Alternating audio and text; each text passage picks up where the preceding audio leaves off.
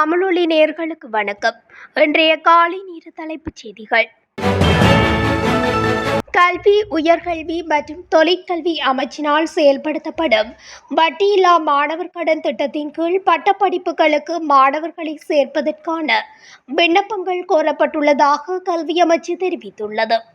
அதன்படி 2022, 2023 மற்றும் 2024 ஆண்டுகளில் உயர்தர பரீட்சைக்கு தோற்றிய மாணவர்கள் இதற்கு விண்ணப்பிக்கலாம் என்று அரசாங்க தகவல் திணைக்களம் தெரிவித்துள்ளது.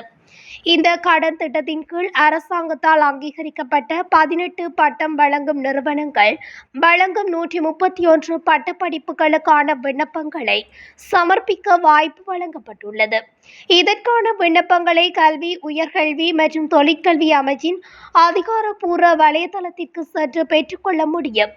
மேலும் விண்ணப்பங்களை ஏற்றுக்கொள்வது நவம்பர் 30 முடிவடையும்.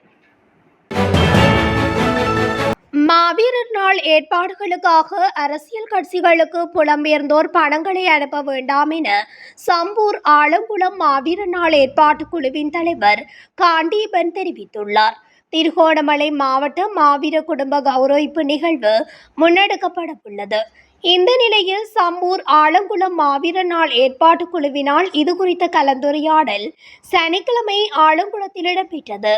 இந்த நிலையில் எதிர்வரும் 20 மேற்படி நிகழ்வுகள் முன்னெடுக்கப்படும் என அவர் தெரிவித்துள்ளார். அதற்கான போக்குவரத்து ஏற்பாடுகளும் மேற்கொள்ளப்பட்டுள்ளதாக அவர் குறிப்பிட்டுள்ளார். அத்தோடு மாவீரர் நாள் ஏற்பாடுகள் நடைபெற்று வருவதாகவும் அது அந்த தினத்தில் நடைபெறும் எனவும் அவர் குறிப்பிட்டுள்ளார். அரசு சேவைக்கான முறையான சம்பள கட்டமைப்பை நிறுவுவது குறித்த துணைக்குழுவின் இடைக்கால அறிக்கை சமர்ப்பிக்கப்பட்டுள்ளது. அத்தோடு குறித்த அறிக்கை தொழில் முறையை மேம்படுத்துவதற்கான திட்டத்தை நிறுவுதல் தொடர்பான முன்மொழிவுகள் மற்றும் யோசனைகளை உள்ளடக்கியுள்ளது. இந்த நிலையில் பொது நிர்வாகம், மாகாண சபைகள் மற்றும் உள்ளூராட்சி விவகாரங்களுக்கான அமைச்சுசார் ஆலோசனை குழுவிடம் குறித்த அறிக்கை சமர்ப்பிக்கப்பட்டுள்ளது. துணைக்குழுவின் தலைவர் மற்றும் நாடாளுமன்ற உறுப்பினர் சந்தன சூரியராஜியினால் குறித்த அறிக்கை சமர்ப்பிக்கப்பட்டுள்ளது. அறகலிய போராட்டத்தின் போது வீடுகள் மற்றும் சொத்துக்கள் தீக்கிரையாக்கப்பட்டு சேதப்படுத்தப்பட்ட சம்பவங்கள் தொடர்பாக 100 கோடிக்கும் அதிகமான இழப்பீடு பெற்றதாக கூறப்படும் 42 முன்னாள் எம்பிக்கள் மற்றும் அமைச்சர்களுக்கு எதிராக லஞ்ச ஒழிப்பு ஆணைக்குழு சட்ட நடவடிக்கை மேற்கொள்ள தயாராகியுள்ளது. பொதுமக்கள் நிதி மற்றும் பொது சொத்துக்களை துஷ்பிரயோகம் செய்ததற்காக முன்னாள் எம்பிக்கள் மற்றும் அமைச்சர்கள் மீது சட்ட நடவடிக்கை எடுக்கப்படும் என லஞ்ச ஒழிப்பு ஆணைக்குழுவின் மூத்த அதிகாரி ஒருவர் தென்னிலங்கை ஊடகம் ஒன்றுக்கு தெரிவித்துள்ளார். ஜனாதிபதி செயலகம் லஞ்ச ஒழிப்பு ஆணைக்குழுவிற்கு வழங்கிய முறைப்பாடுகளின் அடிப்படையில் இது தொடர்புடைய விசாரணைகள் நடத்தப்படும் எனவும் தெரிவிக்கப்பட்டுள்ளது. யாழ்ப்பாணத்தில் இருந்து திருகோணமலை நோக்கி சென்ற பட்டாரக வாகனம் தடம் புரண்டு விபத்துக்குள்ளாகியுள்ளது. திருகோணமலை சேரனுவர காவல்துறை பிரிவுக்குட்பட்ட மகிந்தபுரம் பகுதியில் நேற்று காலை இந்த விபத்து சம்பவம் இடம்பெற்றுள்ளது. யாழ்ப்பாணத்தில் இருந்து ஏறாவூருக்கு மீன் ஏற்றிச் சென்ற பட்டாரக வாகனமே இவ்வாறு விபத்துக்குள்ளாகியுள்ளதாக கூறப்படுகின்றது. இந்த நிலையில் குறித்த வாகனத்தில் பயணித்தோர் சிறு காயங்களுடன் தெய்வாதீனமாக உயிர் தப்பியுள்ளதாக குறிப்பிடப்படுகின்றது. ஒழுக்காற்று நடவடிக்கை காரணமாக பிரதி போலீஸ் மா அதிபர் லலித் பத்திநாயக்க பதவியில் இருந்து நீக்கப்பட்டுள்ளார். இந்த நடவடிக்கை தேசிய போலீஸ் ஆணைக்குழுவினால் எடுக்கப்பட்டுள்ளதாக தெரிவிக்கப்படுகிறது.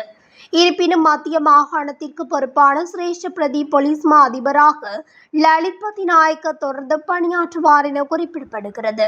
மேல் மாகாணத்திற்கு பொறுப்பான சிரேஷ்ட பிரதி போலீஸ் மா அதிபராக பணியாற்றிய சஞ்சீவ தர்மரத்ன குறித்த பதவியிலிருந்து நீக்கப்பட்டதால் குறித்த வெற்றிடத்துக்கு லலித் பத்திநாயக்கவை நியமிக்க தேசிய போலீஸ் ஆணைக்குழு அனுமதி அளித்துள்ளது. போலீஸ் மா அதிபர் பிரியந்த வீரசூரிய வெளிநாட்டு சுற்றுப்பயணத்தில் இருப்பதால் பிரதி போலீஸ் மா அதிபராக சஞ்சீவ தர்மரத்ன தற்போது பணியாற்றி வருகின்றார். டின்மீன் வகைகளுக்கான அதிகபட்ச சில்லறை விலையை நிர்ணயித்து நேற்று முதல் அமலுக்கு வரும் வகையில் விசேட வர்த்தமானி அறிவித்தல் வெளியிடப்பட்டுள்ளது. இதன்படி 425 கிராம் நிறையுடைய டூனா டின்மீனின் அதிகபட்ச விலை 380 ரூபாவாக நிர்ணயிக்கப்பட்டுள்ளது. அத்துடன் 425 கிராம் நிறையுடைய மெக்ரல் 480 ரூபாவாகவும் 425 கிராம் நிறையுடைய ஜெக் மெக்ரல் ரூபாவாகவும் நிர்ணயிக்கப்பட்டுள்ளது. மட்டக்களப்பு மாவட்டத்தில் பெய்து வரும் கடும் மழை காரணமாக தாழ்நில பகுதிகள் வெள்ளத்தில் மூழ்கும் அபாயம் ஏற்பட்டுள்ளது. மட்டக்களப்பு மாவட்டத்தில் நேற்று தொடர்ந்து கடுமையான மழை பெய்து வருகின்றது. இதன் காரணமாக மட்டக்களப்பு மாவட்டத்தின் பல்வேறு பகுதிகளிலும் வெள்ள நிலைமை ஏற்படுவதற்கான நிலை காணப்படுவதாக தெரிவிக்கப்படுகின்றது. கடும் மழை காரணமாக மட்டக்களப்பு நகரின் பல்வேறு பகுதிகளிலும் உள்ள தாழ்நிலங்கள் வெள்ளத்தில் மூழ்கியுள்ளன. தொடர்ச்சியாக மழை பெய்யுமானால் சில பகுதிகளுக்கான போக்குவரத்துகளும் பாதிக்கப்படும் நிலைமைகள் காணப்படுவதாக சுட்டிக்காட்டப்பட்டுள்ளது. களுத்துறையில் அழுட்கமை போலீஸ் பிரிவுக்குட்பட்ட கலவாமோதர பகுதியில் உள்ள வீடொன்றில் தீயில் கருகி முதியவர் ஒருவர் உயிரிழந்துள்ளதாக அழுட்கமை போலீசார் தெரிவித்தனர். உயிரிழந்தவர் அழுட்கமை கலவாமோதர பகுதியைச் சேர்ந்த 87 வயதுடைய முதியவர் ஒருவர் என போலீஸ் விசாரணையில் தெரிய வந்துள்ளது. குறித்த மரணம் சந்தேகத்துக்கிடமான முறையில் காணப்படுவதாக போலீசார் தெரிவித்தனர். உயிரிழந்த முதியவரின் மகன் அவருக்கு தொலைபேசியில் அழைப்பு விடுத்துள்ள நிலையில் பதில் எதுவும் கிடைக்காததால் வீட்டிற்கு சென்று பார்த்தபோது முதியவர் வீட்டில் உள்ள கதிரையில் எரிந்த நிலையில் சடலமாக கிடந்துள்ளதாக போலீஸ் விசாரணையில் தெரிய வந்துள்ளது. 16 வயது பாடசாலை மாணவியை கொலை செய்தார் என கூறப்படும் 27 வயது இளைஞன் தூக்கில் தொங்கிய நிலையில் சடலமாக மீட்கப்பட்டுள்ளார். அவர் தற்கொலை செய்திருக்கலாம் என சந்தேகிக்கப்படுகின்றது.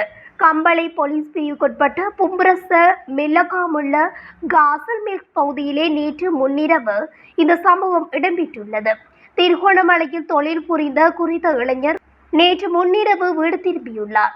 இவரின் காதலி என கூறப்படும் குறித்த 16 வயது சிறுமி தங்கியிருந்த அறைக்கு சென்று கழுத்தறுத்து கொலை செய்துள்ளார். அதிக இரத்த கசிவு காரணமாக அவர் சம்பவ இடத்திலேயே உயிரிழந்து விட்டார். இதனையடுத்து சந்தேக நபர் தப்பியோடியுள்ளார். நேற்று காலை கொழுந்து மண்டபம் ஒன்றில் தூக்கில் தொங்கிய நிலையில் அவர் சடலமாக மீட்கப்பட்டுள்ளார். அவர் பயன்படுத்திய தொலைபேசியும் அருகில் உடைந்த நிலையில் காணப்பட்டுள்ளது. கொழும்பில் புறக்கோட்டை போலீஸ் பிரிவுக்குட்பட்ட சைனா தெரு சந்திக்கு அருகிலுள்ள கடையொன்றில் நேற்று தீ விபத்து ஏற்பட்டுள்ளதாக போலீசார் தெரிவித்தனர். கொழும்பு மாநகர சபை தீயணைப்பு படையினரின் உதவியுடன் தீ கட்டுப்பாட்டுக்குள் கொண்டுவரப்பட்டதாக போலீசார் தெரிவித்தனர். தீ விபத்தின் போது ஏற்பட்ட புகையால் சுவாசிக்க சிரமப்பட்டு ஒருவர் கொழும்பு தேசிய வைத்தியசாலையில் அனுமதிக்கப்பட்டுள்ளார். எனினும் யாருக்கும் காயமோ உயிரிழப்புகளோ ஏற்படவில்லை என தெரிவிக்கப்பட்டுள்ளது. பொலனறுவை மணம்பட்டிய மலியதேவபுர பகுதியில் தனது தாத்தாவுடன் வயலுக்கு சென்ற 15 வயது சிறுவன் உழவு இயந்திரம் கவிழ்ந்து உயிரிழந்துள்ளார்.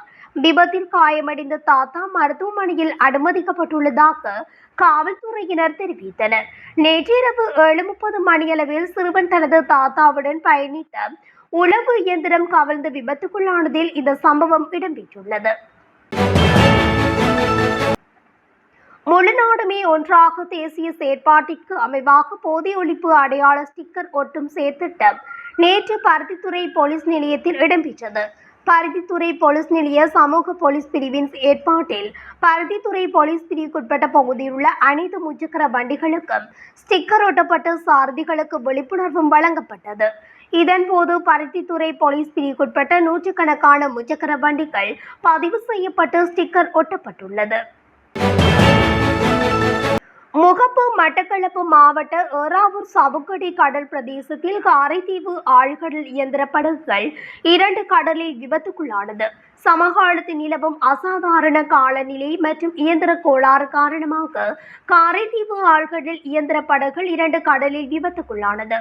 இப்படகுகள் காரைதீவு பிரதேச சபையின் முன்னாள் தவிசாளர் கிருஷ்ணபிள்ளை கேசரியினுடையது என தெரிகிறது. இந்த சம்பவம் நேற்று நள்ளிரவு மட்டக்களப்பு ஏறாவூர் சவுக்கடி கடல் பகுதியில் சம்பவித்துள்ளது. காரைதீவில் இருந்து வாழைச்சேரி துறைமுகத்துக்கு சென்று கொண்டிருந்த 2 படகுகளே விபத்துக்குள்ளானது. இதன்போது 2 படகுகளிலும் காரைதீவைச் சேர்ந்த 5 பேர் பயணித்துள்ளதுடன் அவர்கள் தெய்வாதீனமாக உயிர் ஆபத்தில்லாமல் மீட்டெடுக்கப்பட்டுள்ளனர்.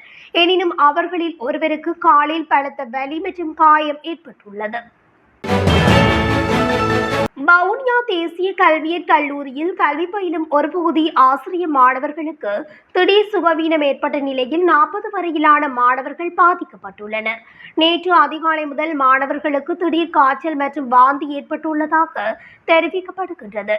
இதனையடுத்து 7 மாணவர்கள் வவுனியா பொது வைத்தியசாலையில் சிகிச்சைக்காக அனுமதிக்கப்பட்டுள்ளனர்.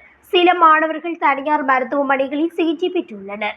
கல்லூரி நிர்வாகம் கூறிய தனியார் மருந்தகங்களுக்கு சென்றதாக மாணவர்கள் தெரிவித்தனர். சுகவீனமடைந்த சில மாணவர்கள் வீடுகளுக்கும் அனுப்பி வைக்கப்பட்டுள்ளனர். இத்துடன் தமிழொலியின் இன்றைய காலை நேர தலைப்புச் செய்திகள் நிறைவடைகின்றன. தொடர்ச்சியாக செய்திகளை அறிந்து கொள்ள தமிழொலி ஊடகத்துடன் இணைந்திருங்கள். நன்றி, வணக்கம்.